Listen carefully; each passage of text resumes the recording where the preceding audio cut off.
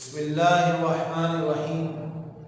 السلام علیکم ورحمۃ اللہ وبرکاتہ۔ عزیز طلبہ، ہم اسلامیات سلسلہ نمبر 7 کا سبق غزوہ بدر پڑھ رہے ہیں۔ غزوہ بدر 17 رمضان المبارک 2 ہجری میں پیش آیا۔ یہ حق و باطل کا، مسلمان و کافروں کا پہلا معرکہ تھا، پہلا جہاد تھا، پہلی جنگ تھی۔ عزیز طلبہ، پچھلے سبق میں ہم نے اس کا پس منظر پڑھا کہ کفار مسلمانوں کے مکہ سے مدینہ ہجرت کرنے پر بھی راضی نہ ہوئے اور تکلیفیں پہنچاتے رہے، اور مدینے میں مسلمانوں کو تنگ کرتے۔ ملک شام سے جب تجارتی قافلہ ان کا لوٹتا تو مسلمانوں کے مویشیوں کو مار دیتے اور ان کا مال بھی چھین لیتے تھے۔ اس لیے حضور صلی اللہ علیہ وسلم نے سوچا کہ اگر ہم ان کے قافلے کا راستہ روکیں تو مسلمانوں کو آسانی ہو جائے گی۔ اس کے لیے حضور صلی اللہ علیہ وسلم نے ابو سفیان کا جو لشکر قافلہ شام سے آ رہا تھا اس کو روکنے کے لیے 313 صحابہ کو لے کر روانہ ہوئے۔ تو ابو سفیان نے ضمضم غفاری کے ذریعے کفار مکہ کو پیغام پہنچا دیا، جس کی وجہ سے ابو جہل 1000 کا لشکر لے کر آیا اور ابو سفیان اپنا قافلہ دوسرے راستے سے لے کر روانہ ہو گیا۔ حضور صلی اللہ علیہ وسلم نے صحابہ سے مشورہ کیا کہ لڑائی کی جائے ابو جہل کے لشکر سے یا ابو سفیان کے قافلے کا پیچھا کیا جائے۔ مسلمان لڑنے کو تیار تھے، اپنی جانیں دینے کو تیار تھے۔ اس لیے حضور صلی اللہ علیہ وسلم نے 313 صحابہ کو لے کر غزوہ بدر کا رخ کیا، میدان بدر کا رخ کیا۔ جب میدان بدر پہنچے 16 رمضان المبارک کو، تو وہاں کفار پہلے سے اچھی جگہ کا انتخاب کر چکے تھے اور وہاں انہوں نے اپنا ڈیرا جما لیا تھا۔ مسلمانوں کو جو جگہ ملی وہ ریتیلی جگہ تھی اور نشیب میں نیچے کی طرف تھی۔ مسلمان وہاں رہے، وہاں حضور علیہ السلام نے پڑاؤ ڈالنے کا حکم دیا۔ 16 رمضان عشاء کے وقت مسلمان پہنچے، تھکن سے چور تھے۔ وہاں کفار کا لشکر 1000 کا، جس میں خوب اونٹ بھی تھے، 700 اونٹ اور 100 گھوڑے تھے، اور خوب کھانے پینے کا سامان اور اسلحہ بھی تھا، جبکہ مسلمان 313 تھے اور ان کے پاس اسلحہ تو کیا پہننے کا لباس پورا نہیں تھا۔ 70 اونٹ اور 2-3 گھوڑے تھے، جس میں مسلمان باری باری سوار ہوتے تھے۔ وہاں اللہ تعالیٰ کی مسلمانوں کے لیے غیبی امداد آئی، جس میں ایک بات تو یہ کہ اللہ تعالیٰ نے ان کو سکون کی نیند عطا فرما دی۔ دوسری مدد کہ اللہ تعالیٰ نے بارش کا نزول فرمایا، جس سے مسلمانوں کی تھکاوٹ دور ہو گئی، اور اسی طرح اللہ تعالیٰ نے مسلمانوں کی مدد کے لیے فرشتوں کا نزول فرمایا۔ عزیز طلبہ، اب حضور صلی اللہ علیہ وسلم میدان میں لڑائی سے پہلے اللہ تعالیٰ سے دعا فرماتے ہیں۔ صحابہ کرام نے ایک چھپڑ سا بنا دیا تھا، حضور صلی اللہ علیہ وسلم کے لیے ایک سایہ سا بنا دیا تھا جہاں حضور علیہ السلام بیٹھ سکیں۔ تو وہاں بیٹھ کر حضور علیہ السلام نے اپنے حقیقی مولا اللہ رب العزت سے دعا مانگی، اور جس میں بار بار آپ صلی اللہ علیہ وسلم یہ دعا فرماتے تھے کہ اے میرے مولا، اے میرے اللہ، اگر مسلمانوں کی یہ جماعت، یہ جو مختصر سی جماعت ہے، چند مسلمان ہیں، یہ آج اس میدان میں ہلاک ہو گئی، اگر یہ ناکام ہو گئے، ختم ہو گئے، تو دنیا بھر میں تجھے پوجنے والا، تیری عبادت کرنے والا، تیرا نام لینے والا کوئی نہیں رہے گا، صرف مشرک ہی رہ جائیں گے، تیری توحید کا بیان کرنے والا کوئی نہیں رہے گا۔ تو اللہ تعالیٰ نے آپ صلی اللہ علیہ وسلم کی دعا قبول فرمائی، اور تاریخ نے دیکھا کہ مٹھی بھر مسلمانوں نے کیسے دشمنان اسلام پر غلبہ پایا۔ عزیز طلبہ، 17 رمضان المبارک کو جنگ کا آغاز ہوتا ہے۔ مجاہدین کی صف بندی ہو گئی، وہاں کفار بھی صفوں میں کھڑے ہیں، دائیں بائیں جانب صفیں بنی ہوئی ہیں، سامنے کی طرف صفیں بنی ہوئی ہیں، اور اب مقابلے سے پہلے میدان میں 2-4 افراد ہر طرف سے آئیں گے جو آپس میں مقابلہ کریں گے، اور آہستہ آہستہ بھیڑ لڑائی شروع ہو جانی ہے۔ تو کفار کی طرف سے عرب کے دستور کے مطابق کفار میں سے 3 افراد آگے بڑھے، ایک عتبہ، ایک شیبہ، یہ دونوں بھائی تھے عتبہ اور شیبہ، اور ولید بن عتبہ، یہ 3 افراد آئے، عتبہ، شیبہ اور ولید بن عتبہ، یہ 3 افراد آئے، انہوں نے مسلمانوں کو للکارا مقابلے کے لیے کہ آؤ ہم سے مقابلے کے لیے۔ تو مسلمانوں کی طرف سے 3 انصاری صحابہ آئے، 3 انصاری صحابہ مقابلے کے لیے ان سے آئے، تو انہوں نے غرور اور تکبر کے انداز میں کہا کہ یہ ہمارے جوڑ کے، ہماری ٹکر کے نہیں ہیں، یعنی ہم مکہ والے ہیں اور یہ مدینے والے ہیں، یہ ہماری ٹکر کے نہیں ہیں، ہمارے سامنے تو ایسے بھیجو جو مکہ والے ہوں اور ہماری ٹکر کے ہوں۔ چنانچہ حضور صلی اللہ علیہ وسلم نے حضرت حمزہ رضی اللہ تعالی عنہ، حضرت علی رضی اللہ تعالی عنہ، حضرت عبیدہ رضی اللہ عنہ، یہ تینوں مہاجر صحابہ تھے جو مکہ کے رہنے والے تھے، ان کو مقابلے کے لیے بھیجا، جنہوں نے ذرا سی دیر میں ان تینوں کو موت کی نیند سنا دیا۔ ان تینوں صحابہ نے عتبہ، شیبہ اور ولید بن عتبہ کو تھوڑی سی دیر میں موت کی نیند سنا دیا اور مار ڈالا، اور اس کے بعد مقابلہ شروع ہو گیا۔ عزیز طلبہ، شاہین کی نظر اور مشرکین کی بوکھلاہٹ، 2 صحابہ تھے، انصاری صحابہ تھے اور نوجوان تھے، دوسرے صحابہ کے مقابلے میں چھوٹے صحابہ، چھوٹے تھے عمر میں، نوجوان سے تھے۔ اس میں ایک حضرت معاذ بن عمرو اور دوسرے حضرت معوذ بن عفراء رضی اللہ عنہ، یہ دونوں صحابہ حضرت عبد الرحمن بن عوف رضی اللہ تعالیٰ عنہ کے دائیں بائیں کھڑے تھے۔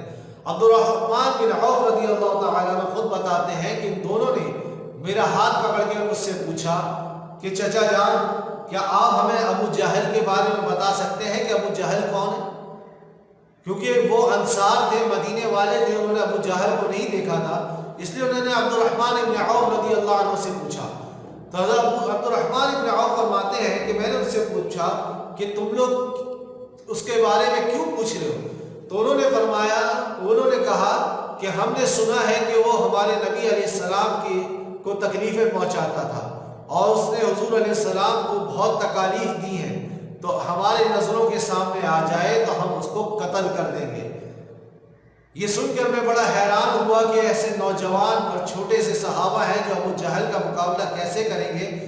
اتنے میں میری نظر پڑی کہ ابو جہل اپنے گھوڑے پر سوار میدان میں آ رہا ہے، تو میں نے ان دونوں کی طرف اشارہ کیا، دونوں کو اس کی طرف اشارہ کر کے بتایا کہ یہ جو گھوڑے پر سوار ہے یہ ابو جہل ہے۔ وہ دونوں گھوڑے پر سوار ابو جہل پر شاہین کی طرح نظر کرتے ہوئے اور شاہین کی تیزی سے جھپٹے، اور حضرت معاذ رضی اللہ عنہ نے ابو جہل پر ایسا وار کیا کہ اس کی ٹانگ کٹ گئی، ایک ٹانگ کاٹ دی اور وہ گھوڑے سے نیچے گر پڑا۔ ادھر حضرت معوذ رضی اللہ عنہ جو دوسرے صحابی تھے، انہوں نے ابو جہل پر تلوار کا اور کاری وار کیا تو دوسری ٹانگ بھی کٹ گئی، اور ابو جہل خاک و خون میں لت پر، مٹی اور خون میں لت پر بری طرح تڑپتے تڑپتے تقریباً مر گیا۔ ایسی حالت ہو گئی جیسے بس مرنے والا ہے، اور تڑپتا رہا۔ کفار میں یہ خبر پہنچ گئی کہ ابو جہل قتل ہو گیا۔ جیسے ہی یہ خبر پہنچی تو مشرکین حوصلہ ہار بیٹھے اور بھاگنے لگے، ادھر ادھر بھاگنے لگے۔ اس موقع پر مسلمانوں نے کفار کو خوب قتل کیا اور انہیں قیدی بھی بنایا، گرفتار بھی کیا۔ امت کے فرعون کا انجام یہی ہوا۔ اس امت کا، حضور علیہ السلام کی جو امت ہے، اس امت کا جو فرعون تھا، اس کا انجام جنگ کے اختتام پر حضرت عبداللہ ابن مسعود رضی اللہ عنہ ابو جہل کے پاس پہنچے۔ وہ زندہ تھا اور آخری سانسیں دے رہا تھا، تو اس نے پوچھا فتح کس کی ہوئی؟ ابو جہل عبداللہ ابن مسعود رضی اللہ عنہ سے پوچھتا ہے فتح کس کی ہوئی، یہ جنگ کون جیتا؟ حضرت عبداللہ ابن مسعود رضی اللہ عنہ نے ارشاد فرمایا، اللہ اور اس کے رسول کی، اللہ نے تجھے ذلیل کر دیا، ذلیل و خوار ہو گیا تو۔ جب وہ اس کا سر کاٹنے لگے کہ اب میں تیرا سر تیرے تن سے جدا کروں گا، تو مر رہا ہے لیکن اکڑ دیکھے عزیز طلبہ اس کی، کہتا ہے میری تلوار میں جو بہت تیز ہے، میری تلوار سے میرا میرا سر میرے تن سے جدا کرنا، اور سن سر شانوں سے کندھوں سے جدا کرنا، یعنی بالکل تھوڑی کے پاس یعنی نیچے کے سے بالکل گردن پوری آنی چاہیے جب سر الگ ہو، تاکہ جب میرا سر رکھا ہوا ہو تو مرنے کے بعد یہ سر اونچا نظر آ رہا ہو۔ یہ اکڑ، یہ تکبر مرتے وقت بھی عزیز طلبہ ہے، اور مقصد یہ کہ رسی جل گئی مگر بل نہ گیا۔ حضرت عبداللہ ابن مسعود رضی اللہ عنہ نے فوراً اس کا سر تن سے جدا کر دیا اور حضور صلی اللہ علیہ وسلم کے قدموں میں ڈال دیا۔ آپ صلی اللہ علیہ وسلم نے ارشاد فرمایا، تعریف اس اللہ کی جس نے اپنے بندے کی مدد کی، یعنی حضور علیہ السلام کی مدد کی، صحابہ کی مدد کی، اور اس دشمن خدا کو ذلیل کیا جو خدا کا دشمن تھا ابو جہل، اس کو ذلیل کیا۔ پھر ارشاد فرمایا یہ اس امت کا فرعون تھا، جیسے موسیٰ علیہ السلام کے دور میں فرعون تھا جو موسیٰ علیہ السلام کو جس نے تکلیفیں دی اور اکڑ کے چلتا تھا اور کہتا تھا انا ربکم الاعلی، میں تمہارا بہت بڑا رب ہوں، وہ بھی ذلیل و خوار ہوا تھا۔ اسی طرح اس امت کا یہ فرعون تھا ابو جہل، یہ بھی ذلیل و خوار ہو گیا۔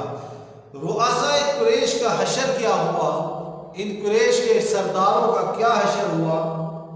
تو عزیز طلبہ، غزوہ بدر میں قریش کے 70 بڑے بڑے سردار قتل ہوئے، بڑے بڑے جو سردار کہلائے جاتے تھے 70 سردار قتل ہوئے۔ اور اہم بات اس میں یہ کہ ان 70 سرداروں میں 11 وہ سرغنے بھی تھے جنہوں نے دار الندوہ میں بیٹھ کر آپ صلی اللہ علیہ وسلم کی قتل کا فیصلہ کیا تھا۔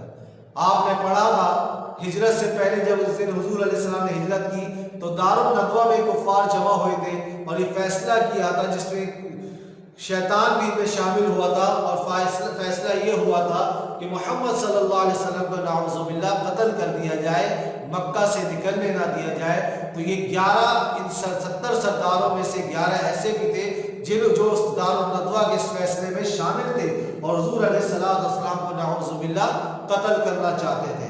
70 سردار گرفتار بھی ہوئے، 70 تو مارے گئے اور 70 مسلمانوں کے گرفتار ہوئے۔ جب یہ خبر مکہ مکرمہ پہنچی کہ کفار یہ مکہ والوں کو ایسی شکست ہوئی ہے، اتنے سردار مارے گئے، تو مکہ میں کوحرام مچ گیا، رونا دھونا مچ گیا۔ 1 مہینے تک سوگ منایا گیا، 1 مہینے تک اس کا دکھ منایا گیا۔ یوں اللہ تعالیٰ نے آپ صلی اللہ علیہ وسلم سے نصرت و مدد کا جو وعدہ فرمایا تھا کہ آپ کی مدد کریں گے، اسے پورا کیا، اور اللہ نے اپنا وعدہ کیا، مسلمانوں کو کی مدد فرمائی اور مسلمانوں کو کامیابی عطا فرمائی۔ یہاں ایک بات یہ بھی جان لیجئے کہ آپ نے پڑھا کہ 70 تو بڑے بڑے کفار مارے گئے، سردار جو تھے کفار کے، اس کے علاوہ بھی اور کافر مارے گئے اور گرفتار بھی ہوئے۔ 1000 کا مجمع تھا اس میں سے، جبکہ 313 جو نہتے مسلمان تھے۔ تو روایت میں آتا ہے کہ شہدائے بدر، جو بدر کے صحابہ تھے، ان کی تعداد جو ہے 14 تھی۔ جو بدر کے میدان میں شہید ہوئے صحابہ، ان کی تعداد صرف 14 تھی، جس میں 8 انصاری تھے یعنی مدینے والے تھے اور 6 مہاجرین تھے، مکہ والے تھے۔ آپ صلی اللہ علیہ وسلم نے ان کی نماز جنازہ پڑھائی اور بغیر غسل دیے خون آلود کپڑوں میں ہی بدر کے قبرستان میں ان کی تدفین کر دی گئی۔ یعنی شہداء کو جو شہید ہوتا ہے اس کو نہ کفن الگ سے دیا جاتا ہے، بلکہ اسی لباس میں اس کی تدفین ہوتی ہے اور اس کو غسل بھی نہیں دینے دیا جاتا، وہ تو اللہ کی راہ میں اپنے خون سے ہی غسل کر چکا ہوتا ہے۔ اب بات ہے غزوہ بدر، ایک پیغام، اس غزوہ سے، اس لڑائی سے ہمیں کیا پیغام ملتا ہے؟ تو عزیز طلبہ، غزوہ بدر سے مسلمانوں کو یہ پیغام ملتا ہے کہ جنگی ساز و سامان خواہ کتنے ہی کیوں نہ ہو، اگر اللہ کی مدد شامل نہیں تو کچھ بھی نہیں ہو سکتا۔ اگر کوئی ملک ایٹم بم بھی رکھتا ہے لیکن اللہ کی مدد نہیں ہے تو اس کے باوجود اس کے لیے کچھ نہیں ہو سکتا۔ اور اگر نہتے مسلمان ہیں اور کچھ بھی نہیں ہے، کوئی اسلحہ بھی نہیں ہے، جنگی ساز و سامان بھی نہیں ہے، لیکن ان کا دل جو ہے اللہ کی طرف ہے اور ان کی طلب، ان مدد کی طرف اللہ سے ہے کہ اللہ ہماری مدد کرے گا، تو اللہ تعالیٰ پھر اس کی کامیابی کو اس کے لیے مقدر بنا دے گا۔ اور اگر مال و سامان خوب ہو، اللہ کی مدد نہ ہو تو پھر شکست مقدر بنے گی، اور اگر مدد اللہ کی ہو، ساز و سامان کچھ نہ ہو، تو کامیابی مقدر بن جائے گی۔ عزیز طلبہ، جو غزوہ بدر ہوا، اس سے اب مسلمانوں کا کیا اثرات پڑے مدینے میں اور مدینے کے آس پاس اور پوری دنیا میں کیا اثر ہوا کہ غزوہ بدر میں مسلمانوں کی کامیابی نے بہت گہرے اثرات مرتب کیے۔ یہ غزوہ نتائج کے اعتبار سے بہت اہم معرکہ تھا۔ اس کا شمار دنیا کی چند فیصلہ کن جنگوں میں ہوتا ہے، جو جنگیں یاد کی جاتی ہیں، جس میں پتہ چلتا ہے کہ ادھر بڑے بڑے فیصلے ہو گئے۔ تو یہ غزوہ بھی ایک فیصلہ کن غزوہ تھا، جس میں یہ بات واضح ہو گئی کہ مسلمان حق پر ہیں اور کفار جو ہے وہ باطل ہیں اور وہ غلط راستے پر ہیں۔ اسی طرح پوری دنیا میں پتہ چل گیا کہ مسلمان ایک قوم ہے اور ایک مذہب ہے جو حق ہے اور جو اپنے رب کی مدد کے ساتھ کسی پر بھی غالب آ سکتے ہیں۔ اور پھر مدینے کی جو حکومت تھی، مدینے میں جو مسلمان رہتے تھے وہ مستحکم ہو گئی، اور یہود جو مدینے میں رہنے والے تھے وہ بھی مرعوب ہو گئے، ان پر بھی رعب طاری ہو گیا، اور وہ بھی ڈرنے لگے کہ یہ مسلمان جو کفار مکہ والوں سے جو اتنی جنگجو قوم تھی ان سے مقابلہ کر کے کامیاب ہو گئی اور ان کو اتنی بری طریقے سے شکست دی، تو یہ ہمارا بھی حال خراب کر سکتے ہیں۔ اسی طرح منافقین کے دلوں میں بھی مسلمانوں کا رعب آ گیا، اور مسلمان ایک زندہ قوم بن گئی، اور مسلمان ایک مستحکم قوم بن گئی، اور اسلام کا چرچا پوری دنیا میں پھیلنے لگا۔ عزیز طلبہ، یہاں آج کا سبق ہمارا ختم ہوتا ہے۔ عملی کتاب کا جو ہمیں کام کرنا ہے وہ صفحہ نمبر 61 سے 63 تک ہے، 61 سے 63 تک۔ پچھلے سبق میں ہم نے صفحہ 60 تک کام دیا جا چکا ہے، وہ آگے 61 سے 63 تک آپ کو یہ کام مکمل کرنا ہے۔ انشاءاللہ اس کی PDF بھی آپ کو شیئر کر دی جائے گی۔ آج کا سبق ختم ہوتا ہے۔ السلام علیکم ورحمۃ اللہ وبرکاتہ۔